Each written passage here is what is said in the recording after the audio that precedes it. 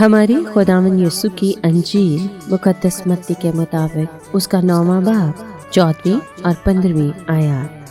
اس وقت جب یسوع پار ہو کر جراسیوں کے ملک میں پہنچا تو یوحنا کے شاگردوں نے اس کے پاس آ کر کہا، تیرے شاگرد روزہ کیوں نہیں رکھتے جبکہ ہم اور فریسی اکثر روزہ رکھتے ہیں؟ یسوع نے ان سے کہا، کیا باراتی جب تک دلہا ان کے ساتھ ہے ماتم کر سکتے ہیں؟ لیکن وہ دن آئیں گے کہ دلہا ان سے جدا کیا جائے گا، تب وہ روزہ رکھیں گے۔ پاک کلام کے پڑھے اور سنے جانے پر خداوند کی برکت ہو، خدا کا شکر ہو۔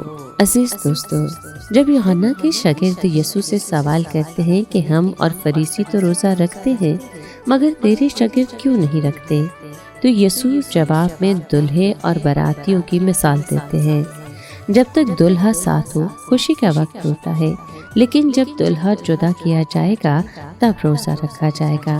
روزوں کا موسم دراصل وہی وقت ہے جب کلیسیا اپنے دلہے یعنی مسیح کے دکھوں، صلیب اور قربانی کو یاد کرتی ہے۔